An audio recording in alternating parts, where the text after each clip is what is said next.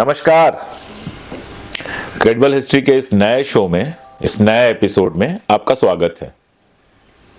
सावरकर एक ऐसा विषय है जिस पर लेकर बार बार नई नई चर्चाएं शुरू हो जाती हैं। अभी हाल में फिर से चर्चा शुरू हुई और विनायक दामोदर सावरकर के जो पोते हैं रंजीत सावरकर साहब, उन्होंने एक चुनौती दी कि राहुल गांधी ये साबित करें कि सावरकर ने माफियां लिखी थी। आएंगे उस पर, विस्तार से बात करेंगे। थोड़ा बात करते हैं सावरकर के जेल जीवन का। आप सब जानते हैं कि वो इंग्लैंड पढ़ने गए थे, इंडिया हाउस में वहां रहते थे और इंडिया हाउस में रहते रहते उन्होंने 1857 पर एक शानदार किताब लिखी। 1857 के जब 50 साल पूरे हुए तो वहां उन्होंने एक समारोह किया और उस जमाने में इंग्लैंड में रहकर, लंदन में रहकर 1857 के 50 साल पूरे होने पर समारोह करना निश्चित रूप से वीरता की बात थी। लेकिन उसके बाद उन्होंने कुछ पिस्तौलें भिजवाई थीं भारत। जो आदमी लेकर आया था वो पकड़ा गया, उसने सारा राज खोल दिया। जिसने उनसे हत्या की थी वो पकड़ा गया। एक अंग्रेज अधिकारी की हत्या हुई थी, उसने सारा राज खोल दिया और सारा मामला कुछ ऐसा बना कि सावरकर के ऊपर फंदा कसता गया। जब फंदा कसा तो वो भाग के फ्रांस चले जाते हैं, लेकिन फ्रांस से फिर किसी वजह से वो लौट कर आते हैं। उसको लेकर भी सावरकर समग्र में ही अलग अलग बातें हैं। एक जगह सावरकर लिखते हैं कि मेरे सारे साथी पकड़े जा रहे थे तो मुझे लगा मुझे भी गिरफ्तार होना चाहिए। दूसरी जगह बहुत साफ समझ में आता है कि उन्हें बड़ी चालाकी से फंदे में फंसाया था अंग्रेजों ने और जब वो लौट कर इंग्लैंड आए तो उनको गिरफ्तार कर लिया गया। पहली वाली बात इसलिए भी गलत लगती है कि जब गिरफ्तार करके लाया जा रहा था तो उन्होंने फिर से फ्रांस भागने की कोशिश की। अगर वो गिरफ्तारी देने के लिए ही आ रहे थे, अगर अपने साथियों के दर्द में ही आ रहे थे, तो फिर वो समुद्र तट से भागने की कोशिश क्यों कर रहे थे? वो खुद लिखते हैं कि 5-7 मिनट वो तैरे, समुद्र तट पर आ गए। जहां फ्रांस का जो पुलिस अफसर, जो कमिश्नर था, उसके पास पहुंचे, समझाने की उसको कोशिश की, लेकिन वो समझ नहीं पाया। तब तक जो लोग इनको लेके आ रहे थे, इंग्लैंड के जो पुलिस ऑफिसर्स थे, वो पहुंचे। उन्होंने कहा कि ये चोर हैं और भाग के आ रहे हैं। कमिश्नर ने उनकी बात सही मान ली। सावरकर को फिर से लौटा दिया गया। हालांकि सावरकर उसके बाद इंटरनेशनल कोर्ट में गए, क्योंकि फ्रांस की धरती से इंग्लैंड गिरफ्तार लीगली नहीं कर सकता था, लेकिन इंटरनेशनल कोर्ट में भी उनकी बात नहीं सुनी गई और फाइनली आप जानते हैं कि उनको 2 आजन्म कारावास यानी 50 साल की कैद की सजा हुई। जाहिर सी बात है कि अगर 1909 में 50 साल की कैद की सजा हुई तो रिहाई 1959 में होनी चाहिए थी, लेकिन उनकी रिहाई काफी पहले हो गई और 1937 के बाद तो वो पूरी तरह पॉलिटिकल कामों में भी लग गए थे। लगभग 10 साल वो अंडमान में रहे। अब ये जो 10 साल उनका अंडमान का जीवन है, इसी पर सारे विवाद हैं। विवाद होने नहीं चाहिए। आप देख सकते हैं सावरकर ने खुद अपना सावरकर समग्र संपादित किया है और वो 10 खंडों में छपा है और इन 10 खंडों में खंड 2 में उन्होंने बहुत विस्तार से, बहुत ग्लोरीफाई करके, बहुत बढ़ा चढ़ा के अपने जेल जीवन के बारे में बताया है। हुआ ये कि 1970s में दक्षिण पंथ के जो सबसे प्रतिष्ठित इतिहासकार माने जाते हैं, आरएसएस और हिंदू महासभा जिनकी बहुत इज्जत करते हैं, जिनको हमेशा से दक्षिण पंथ का पुरोधा इतिहासकार माना जाता है, आरसी मजूमदार, उन्होंने अंडमान जेल का सर्वे किया और अंडमान जेल का सर्वे करने के बाद एक किताब लिखी, पीनल सेटलमेंट्स इन अंडमान। अब यह किताब बाजार में बड़ी मुश्किल से मिलेगी। हालांकि भारत सरकार के प्रकाशन विभाग ने छापा था, लेकिन पता नहीं कैसे प्रकाशन विभाग के पास भी उपलब्ध नहीं है। इस किताब को रीप्रिंट शायद नहीं किया गया, या शायद सरकार ना चाहती हो कि यह किताब लोग पढ़ें, क्योंकि बाकियों को तो आप वामपंथी, कांग्रेसी कह के खारिज कर देते हो। यह किताब तो खुद आरसी मजूमदार ने लिखी है, जो कि एक दक्षिणपंथी इतिहासकार थे। पीनल सेटलमेंट्स इन अंडमान लिखने के लिए अंडमान से जुड़े हुए, अंडमान की जो काला पानी की जेल थी, उससे जुड़े हुए तमाम दस्तावेज जो यहां और इंग्लैंड में उपलब्ध थे, उसको मजूमदार साहब ने खंगाला। और अगर आप ये किताब देखेंगे तो मजूमदार साहब चूंकि दक्षिणपंथी हैं ही, तो सावरकर की तारीफ भी बहुत करते हैं जगह जगह पे।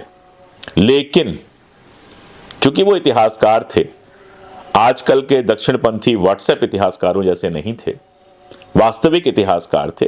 विचारधारा भले उनकी दक्षिणपंथ हो, विचारधारा भले उनकी आरएसएस और हिंदू महासभा के करीब हो, जो एक सच्चा इतिहासकार होता है वो अपने सामने आए किसी भी तथ्य को झुठलाता नहीं है, हर तथ्य को ईमानदारी से पेश करता है। तो दक्षिणपंथी होने के बावजूद आरसी मजूमदार ईमानदार व्यक्ति थे, अच्छे बड़े इतिहासकार थे। तो उन्होंने बहुत सारे तथ्य जो अंडमान में मिले, उन तथ्यों को सबके सामने पेश कर दिया। पहले बात करते हैं सावरकर खुद क्या लिखते हैं अंडमान जेल के बारे में। कुछ एक चीजें मैं आपके सामने पढ़ देता हूं। जब भायकुला जेल में उनको रखा गया, जहां से उनको अंडमान जाना था, तो उनके मन के क्या भाव थे ये मैं पढ़ देता हूं। ऐसा प्रतीत हो रहा था मेरी संपूर्ण शक्ति निचुड़ गई है। कोठरी में बंद करके हवलदार के जाते ही मैं निढाल होकर भूमि पर लेट गया। देखा तो ऊपर कबूतर के बच्चे अकेलेपन के दुखित स्वर में आक्रोश व्यक्त कर रहे थे, तड़प रहे थे। उनकी मां सवेरे एक साहब की बंदूक का शिकार बन गई थी और बच्चे, वे हमेशा की तरह चोंच में दाने लेकर अब आएगी तब आएगी ऐसी राह देखते देखते निराश और भयभीत हो गए थे तथा वियोग की वेदना में फड़फड़ाते हुए आक्रोश कर रहे थे। हे मेरे विछोह की वेदनाओं का यथासंभव जितना चित्रण हो सके उतना करुण दारुण बनाने के लिए ही किसी दुष्ट चितेरे ने शोक की इस पृष्ठभूमि का चयन किया है। यह तनाव मन के लिए असह्य था। यह पार्ट 2 जो मैंने बताया सावरकर समग्र का, उसके 42 और 43 नंबर पेज पर है। बहुत सामान्य सी बात है, एक युवा जिसको अंडमान भेजा जा रहा था, जो इतना तेज तर्रार था, इंग्लैंड में रहा था, पढ़ाई की थी, उसको अंडमान भेजा जा रहा था और कोई उम्मीद नहीं थी कि वहां से जिंदा वापस आए या ना आए। उसके मन में ऐसी वेदना होना बहुत सहज है, बहुत सरल है। तो इसी वेदना के साथ, इस दुख और दर्द के साथ सावरकर वहां पहुंचे। और सावरकर जहां पहुंचे थे अंडमान, वो तो काला पानी था। वहां पहले से भी बहुत सारे लोग गिरफ्तार थे और सबसे क्रूर जेल मानी जाती थी, इसमें कोई दो राय नहीं है। उस क्रूर जेल का सावरकर के ऊपर असर क्या हुआ, उसको आरसी मजूमदार ने दर्ज किया है। मैं आपको पढ़ के सुनाता हूं, वर्बेटिम सुनाता हूं मैं आपको। आरसी मजूमदार टिप्पणी करते हैं, अंडमान की गिरफ्तारी ने महान क्रांतिकारियों के ब्रिटिश सरकार के प्रति दृष्टिकोण में बड़े परिवर्तन ला दिए थे और उनके इस विचार में भी जबरदस्त परिवर्तन आया था कि ब्रिटिश सरकार को क्रांति या गुप्त षड्यंत्रों से नष्ट किया जा सकता है। और यह टिप्पणी उन्होंने तब की है जब वो 2 दया याचिकाओं, 2 माफीनामों के बारे में लिख रहे थे। दरअसल ये एक सच्चाई है कि अंडमान में बहुत उत्पीड़न होता था, लेकिन एक सच्चाई ये भी है कि अंडमान से हमारे ज्यादातर जो वीर वहां पे गिरफ्तार होकर गए थे, उन्होंने कभी माफी नहीं मांगी। आरसी मजूमदार पाते हैं कि सिर्फ 2 लोगों ने माफी मांगी थी उस दौर में। एक अरविंद घोष के छोटे भाई थे बारिंद्र कुमार घोष, और दूसरे विनायक दामोदर सावरकर तथा उनके भाई। उस समय तो अकेले विनायक दामोदर सावरकर ने ही माफी मांगी थी। और इस पर थोड़ा आश्चर्य व्यक्त करते हैं आरसी मजूमदार। आरसी मजूमदार और क्या बताते हैं ये मैं आपसे शेयर करता हूं। आरसी मजूमदार बताते हैं कि हालांकि माफी मांगने का नियम यह था कि जेल में 2 साल रहने के बाद ही आप माफी मांग सकते हैं, लेकिन सावरकर जेल में जाते ही 6 महीने के अंदर पहली माफी मांगते हैं। वो माफीनामा कहीं उपलब्ध नहीं है। तो मजूमदार इस निष्कर्ष पे कैसे पहुंचते हैं? निष्कर्ष पर ऐसे पहुंचते हैं कि जब वो पहला पत्र 1913 में, जब 2 साल पूरे होते हैं, जब वो लिखते हैं माफीनामे का, जो दक्षिण पंथ के आजकल के सबसे प्रिय इतिहासकार संपत साहब हैं, संपत साहब ने भी वो पत्र उद्धृत किया है। आप संपत साहब की किताब में भी वो पत्र देख सकते हैं जो 1913 में लिखा गया है।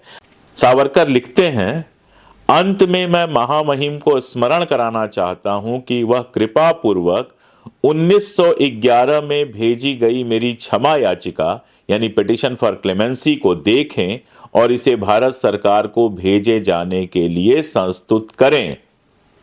यानी 1913 में लिखे हुए अपने माफीनामे में सावरकर खुद कहते हैं कि 1911 में भी उन्होंने माफीनामा मांगा था। अब 1911 में अगर उन्होंने माफीनामा मांगा था तो बहुत सीधी सी बात है कि जेल में जाने के 6 महीने के अंदर ही वो माफी मांगने लगे थे। इसके बाद ढेर सारे माफीनामे हैं। माफीनामे की भाषा को लेकर संपत साहब अक्सर कहते हैं कि ये तो सरकार का नियम था, सरकार संस्तुत था, ये आप माफी मांग सकते थे, ये लीगल था। ये हम कहां कह रहे हैं कि माफी मांगना लीगल नहीं था। माफी मांगना तब भी लीगल था, माफी मांगना अब भी लीगल है। हां, एक देशभक्त के लिए, क्रांतिकारी के लिए अंग्रेजों से गिड़गिड़ा कर माफी मांगना अनैतिक और इमोरल था। मैं अंडमान जेल के आपको तमाम सारे किस्से सुना सकता हूं, जहां वहां रहने वाले लोगों ने बेंतें खाई, दुनिया भर का उत्पीड़न झेला, कई तो मर गए वहां पर, कुछ फांसी पे चढ़ गए, लेकिन उन्होंने कभी माफी नहीं मांगी। एक झांसी वाले परमानंद थे, जो वहां गए और जब अंग्रेजों ने उत्पीड़न करने की कोशिश की तो पलट के एक अंग्रेज अफसर को मारा, जिसके बाद उनकी बेंतों से पिटाई हुई। भारतीय आजादी के इतिहास में सबसे लंबे समय तक जेल में रहने का रिकॉर्ड है उनका, लेकिन कभी माफी नहीं मांगी, और जब रिहा होके आए तो 1942 के भारत छोड़ो आंदोलन में फिर से शामिल हुए। एक होतीलाल का जिक्र आता है, जिन्होंने जेल के अंदर की स्थितियां बाहर के लोग जान सकें इसके लिए कई पत्र लिखे। कई बार वो पत्र पकड़े गए, और जब पकड़े गए तो उनकी और ज्यादा पिटाई हुई, और ज्यादा उनके ऊपर उत्पीड़न हुआ, और उनको एकाकी कोठरी में डाल दिया गया। 50 कहानियां ऐसी सुनाई जा सकती हैं जिसमें हमारे जो अंडमान में गए स्वाधीनता संग्राम सेनानी थे, उन्होंने कभी माफी नहीं मांगी, कभी झुके नहीं। सवाल इस पर नहीं है कि अंडमान सावरकर गए कि नहीं गए, सब जानते हैं वो गए, सब जानते हैं कि उनको 2 आजीवन कारावासों की सजा हुई, सब जानते हैं कि अंडमान जाने से पहले वो एक क्रांतिकारी थे, और सब इस पर भरोसा करते हैं। सवाल इस पर है कि जिस सावरकर ने अंडमान जाने के बाद 6 महीने के अंदर माफी मांग ली, उसको तो हीरो बनाया जाता है, लेकिन जिन होतीलाल ने, जिस परमानंद झांसी वाले ने और सैकड़ों और क्रांतिकारियों ने वहां संघर्ष किया, झुके नहीं, सजा पूरी करके या तो वापस आए या फिर वहीं अपने प्राण दे दिए, उनको हीरो नहीं माना जाता है। हीरो उसे माना जाता है जिसने माफी मांग ली। और माफी नामों का मैं बताऊं, रंजीत सावरकर साहब सवाल उठा रहे हैं, उन्हें शर्म आनी चाहिए। वो चाहे तो मेरे खिलाफ भी कोई भी कार्रवाई कर सकते हैं। माफी नामे तो मैंने आपको बताया कि संपत, जो आजकल आरएसएस और हिंदू महासभा के सबसे बड़े इतिहासकार माने जाते हैं, जिनकी किताब शुद्ध सरकारी इतिहासकार, दरबारी इतिहासकार, जिनकी किताब आपने देखा कि अमित शाह जी के भी हाथों में दिखाई दी, उन्होंने भी फोटो खिंचाया, प्रधानमंत्री जी के हाथों में दिखाई दी, उन्होंने भी फोटो खिंचाया, जिनकी किताब पर सरकारों ने, अब मैं बहुत कुछ नहीं उस पर कहूंगा, जिनकी किताब जम के बिकी, कई भाषाओं में अनुवाद हुई, जिन्हें सावरकर के समर्थक के रूप में देखा जाता है, जो बार बार इतिहास को लेकर ऐसी चीजें करते हैं जिससे गांधी और नेहरू के खिलाफ माहौल बने, उनकी किताब में भी सावरकर के सारे माफीनामे हैं। चाहे वो अंग्रेजी में हो, चाहे हिंदी में हो, मराठी हो, सभी में सारे माफीनामे, और सिर्फ सावरकर के नहीं है।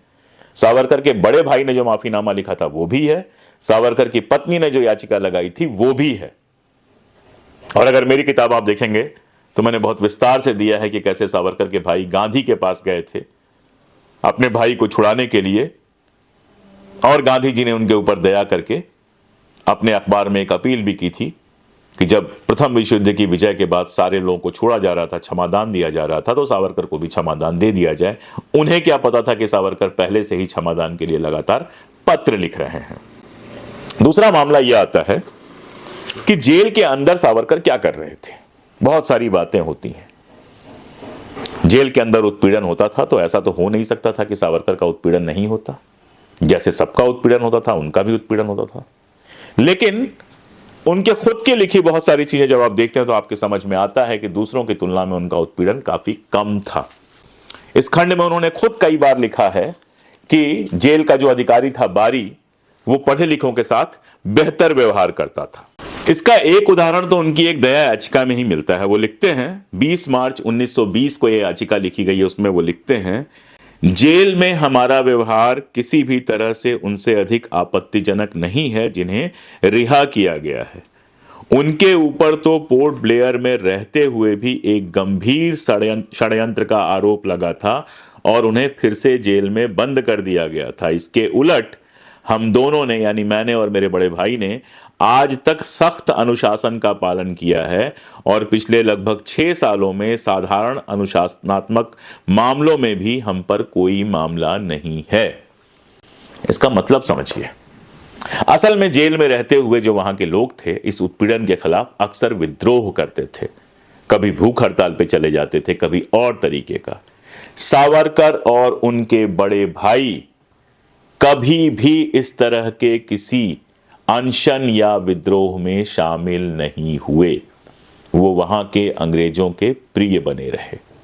इसका मैं आपको एक उदाहरण देता हूं। 1914 में सेलुलर जेल में गए थे त्रैलोक्यनाथ चक्रवर्ती बारीसाल षड्यंत्र के मामले में। उन्होंने एक किताब लिखी जेल से निकलने के बाद। 30 साल वो जेल में रहे थे अलग अलग आजादी की लड़ाई में। तो उन्होंने एक बांग्ला में किताब लिखी जेलेल त्रिशिरेर बोरस, जेल में 30 साल, जो अब हिंदी में भी आ गई है। उस किताब में वो लिखते हैं कि यूं तो सावरकर बंधु गुप्त रूप से हमारा उत्साह वर्धन करते, पर जब हमने इस मसले पर उनका सहयोग मांगा तो उन्होंने इनकार कर दिया। फिर भी हड़ताल होती रही। यानी जब जेल में त्रैलोक्यनाथ और दूसरे कैदियों ने हड़ताल की तो चुपचाप अकेले में जाके तो सावरकर उनको भड़का है कि हाँ तुमको हड़ताल करनी चाहिए, लेकिन जब वास्तविक हड़ताल हुई तो उस हड़ताल से दूर रहे। यानी जेल में इसके कई सारे उदाहरण मिलते हैं। अगर आप मेरी किताब पढ़ेंगे तो कई सारे उदाहरण मिलते हैं कि जेल में दूसरे कैदियों का उन्होंने कभी साथ नहीं दिया। एक और घटना हुई इसी से जुड़ी हुई, वो भी मैं पढ़ देता हूं। एक और चीज मैं आपको बता दूं कि जो उन्होंने लिखा था कि हमने कोई भी ऐसा काम नहीं किया जो अनुशासन तोड़ने वाला है। इसकी वजह से जल्दी ही वो अंग्रेजों की गुड बुक में आ गए। अच्छे कायदे की तरह उनको ट्रीट किया जाने लगा और फिर उनको फोरमैन बना दिया गया। फोरमैन मतलब जिसमें कोई काम नहीं करना होता है। आप देखते हैं कि बाकी लोग कैसे काम करते हैं और सावरकर बड़े गर्व से बताते हैं कि जब वो फोरमैन बने तो किस तरह से उन्होंने सख्तियां बताई। इस घटना को लेके और इससे जुड़ी कुछ और घटनाओं को लेके आरसी मजूमदार साहब ने बहुत मजेदार चीज लिखी है। हुआ यह कि सितंबर 1914 के पहले दौर की हड़तालों के बाद जब हड़ताल हुई थी, जो मैंने बताया कि त्रैलोक्यनाथ चटर्जी वगैरह ने हड़ताल की थी, उनको जब कुछ सुविधाएं मिल गई थी तो उस पर टिप्पणी करते हैं सावरकर, ये राजनैतिक कैदी जो चाहते थे उसके लिए अधिकारियों से मांग करते थे और अधिकारियों के बेहद आज्ञाकारी हो चुके थे। मजूमदार इस पर टिप्पणी करते हैं, यह राजनीतिक कैदियों के खिलाफ बेहद गंभीर आक्षेप है और हमारे पास इस बात को साबित करने के लिए कोई साक्ष्य नहीं है कि सावरकर किस हद तक सही थे। वह न तो कोई सबूत देते हैं न ही कोई उदाहरण। हालांकि यह बेहद महत्वपूर्ण है कि सावरकर द्वारा उद्धृत समय के तुरंत बाद सेल्युलर जेल में आए एक राजनीतिक कैदी त्रैलोक्यनाथ चक्रवर्ती ने एकदम इसी तरह के आरोप सावरकर और बारीन सहित पुराने कैदियों के एक समूह पर लगाए हैं। वो आरोप क्या थे, मैं पढ़ देता हूं। त्रैलोक्यनाथ चटर्जी ने लिखा है कि सेल्युलर जेल के कैदियों के बीच राजनीतिक विघटन हुआ। इस तरह हम गरम और नरम दो दलों में बंट गए। सावरकर बंधु और बारीन बाबू पहले से ही यहां आ चुके थे। उन्हें कई तरह की यातनाएं सहनी पड़ी थी। उन लोगों ने अपनी लड़ाई लड़कर कुछ सुविधाएं हासिल कर ली थी। अब वे जेलर और सुपरिटेंडेंट साहब के प्रिय पात्र बन चुके थे। वे सुविधा त्याग कर हमारे साथ संग्राम में आने के लिए राजी नहीं हुए। इसका मतलब यह हुआ कि सावरकर झूठ बोल रहे हैं, अपनी किताब में गलत आरोप लगा रहे हैं। दूसरा, शुरुआत के कुछ वर्षों में उत्पीड़न झेलने के बाद सावरकर और उनके भाई और बारीन घोष जैसे लोग जो लगातार माफिया मांग रहे थे, लगातार दया याचिकाएं लिख रहे थे, वो अंग्रेजों के धीरे धीरे विश्वास पात्र और आज्ञाकारी बन गए थे, जिनके चलते उनको ढेरों सुविधाएं मिलने लगी थी जो जेल के अंदर मिलती है। और उन सुविधाओं के चलते जो कैदी संघर्ष कर रहे थे उनका वो साथ नहीं दे रहे थे। तो जो लोग बहुत बड़ी बड़ी बातें करते हैं, कोल्हू पीसना पड़ा और ये करना पड़ा, सच्चाई है। उन्होंने खुद लिखा है 6 या 7 दिन उनको कोल्हू पेरना पड़ा। जबकि ये भी लिखा है कि बहुत सारे ऐसे साथी थे जिनको कोल्हू लगातार पेरने की वजह से बीमार पड़ गए और भी बहुत कुछ हुआ। सावरकर को 6 या 7 दिन ये काम करना पड़ा और उसके बाद वो अंग्रेजों के धीरे धीरे विश्वास पात्र और आज्ञाकारी बन गए। एक तरफ लगातार पत्र लिखते रहे माफी के लिए, दूसरी तरफ वहां जो सुविधाएं मिलती थी उन सुविधाओं का लाभ उठाते रहे। कुछ दिनों बाद उनको फोरमैन बना दिया गया, जिसका उनको पैसा भी मिलता था। उनके पत्नी और उनके परिवार के लोग उनसे मिलने आए, उसकी सुविधाएं भी दी गई। सावरकर ने बहुत स्पष्ट तौर पर लिखा है कि उनकी पर्सनल किताबें ले ली गई थी, लेकिन वहां किताबें उपलब्ध थी, पढ़ने की सुविधा थी, उनको पढ़ने की सुविधा मिलती थी। चूंकि वो पढ़े लिखे थे बैरिस्ट्री की पढ़ाई की थी तो उनको सुविधाएं भी मिलती थी, और माफिया मांगना लगातार जारी रहा। अंततः 5 या 6 माफिया मांगने के बाद उनकी रिहाई हुई, और रिहा होने के बाद 1937 में जब उनको पूरी तरह से आजाद कर दिया गया कि अब आप पॉलिटिकल गतिविधियों में भी हिस्सा ले सकते हैं, उन्होंने आजादी की लड़ाई से खुद को बाहर रखा, हिंदू महासभा के साथ जुड़े और बांटो और राज करो की जो नीति थी उसमें अंग्रेजों का साथ देते रहे। 42 में जब पूरा देश आंदोलन कर रहा था तब वो अंग्रेजों के लिए सेना में भर्ती करा रहे थे। बहुत विस्तार से बात की जा सकती है, लेकिन एक आखिरी बात करनी जरूरी है। सावरकर के जो जीवनी लेखक हैं आमतौर पे सावरकर के लिखे को पत्थर की लकीर मान लेते हैं कि जो उन्होंने लिखा सब सही है। एक सच्चाई ये है कि 1914-15 की जो ये कहानियां हैं जेल की, ये सब कहानियां 1947 के बाद सावरकर ने लिखी हैं, अपनी इमेज बिल्डिंग के लिए लिखी हैं। मैंने आरसी मजूमदार का आपको उदाहरण दिया जिसमें वो बताते हैं कि सावरकर झूठ बोल रहे थे, बिना किसी सबूत के आरोप लगा रहे थे। सच्चाई ये थी कि वो खुद अंग्रेजों के प्रिय बन चुके थे। ऐसे तमाम सारे झूठ अगर आप मेरी किताब पढ़ेंगे तो मैंने निकाल कर अपनी किताब में दिया है। तो मामला सारा ये है कि 1909 से पहले सावरकर क्रांतिकारी थे, इसमें किसी को कोई दो राय नहीं है। लेकिन अंडमान जाने के बाद 6 महीने के अंदर उन्होंने जो माफीनामे मांगने शुरू किए, उसके बाद से लेके अपने जीवन के आखिरी क्षण तक वो क्रांतिकारी नहीं रह गए थे, अवसरवादी हो गए थे। अंग्रेजों का उन्होंने साथ दिया था। तीसरी बात ये कि सावरकर का माफीनामा, जैसे मैंने बताया कि सबसे पहले प्रकाश में लेके आए एक दक्षिणपंथी इतिहासकार आरसी मजूमदार, उसके बाद उनकी तलाश शुरू हुई और सारे माफीनामे मिले। और हालत यह है कि संपत, विक्रम संपत, जो अभी हाल में जिन्होंने सावरकर की 2 मोटे मोटे वॉल्यूम्स में जीवनी लिखी है, उनको सावरकर का बड़ा भक्त माना जाता है, प्रिय माना जाता है, सावरकर की हमेशा तारीफ करते रहते हैं। ये झूठ तो वो भी नहीं बोल पाए कि सावरकर ने माफीनामा नहीं लिखा था।